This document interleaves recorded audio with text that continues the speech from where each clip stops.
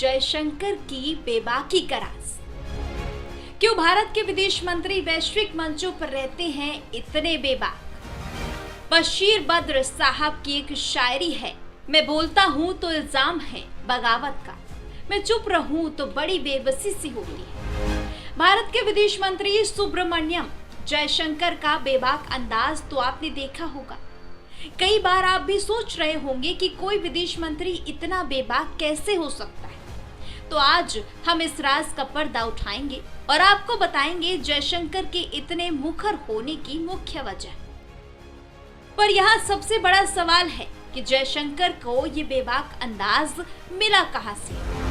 आखिर विदेश सचिव को विदेश मंत्री बनाना महज एक राजनीतिक कदम था या उसके पीछे कुछ और भी था?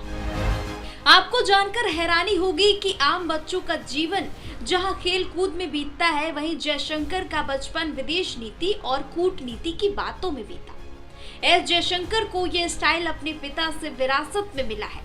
जयशंकर के पिता के सुब्रमण्यम एक आईएएस ऑफिसर थे और इंदिरा गांधी के काफी करीबी थे। भारतीय विदेश सेवा से लेकर राजनीतिक तक के अपने सफर के बारे में बात करते हुए जयशंकर ने बताया, मैं सर्वश्रेष्ठ विदेश सेवा अधिकारी बनना चाहता था। मेरे पिता जो एक नौकरशाह थे वो सचिव बनाए गए। हालांकि बाद में मेरे पिता को सचिव के पद से हटा दिया गया।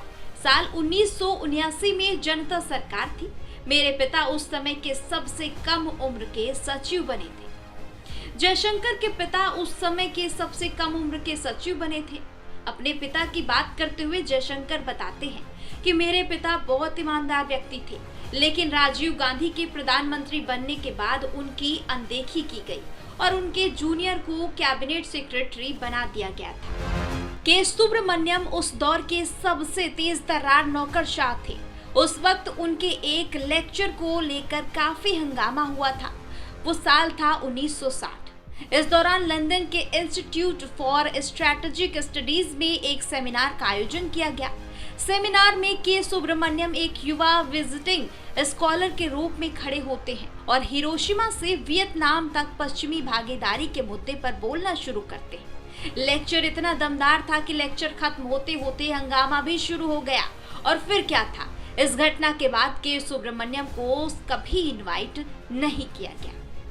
के सुब्रमण्यम के बारे में एक और कहावत प्रचलित है कि उन्होंने 1999 के समय में अटल बिहारी वाजपेयी की सरकार को ये कहकर पद्म भूषण सम्मान लेने से इनकार कर दिया था कि नौकरशाहों और पत्रकारों को सरकारी सम्मान नहीं लेना चाहिए।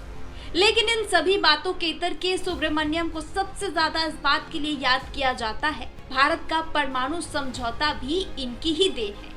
नो फर्स्ट यूज पॉलिसी भी सुब्रमण्यम स्वामी की देखरेख में बनी। इस वीडियो में एस जयशंकर के पिता के सुब्रमण्यम का करियर समझने के बाद शायद आप ये समझ गए होंगे कि भारत के विदेश मंत्री को ये बेबाक अंदाज कहां से मिला है।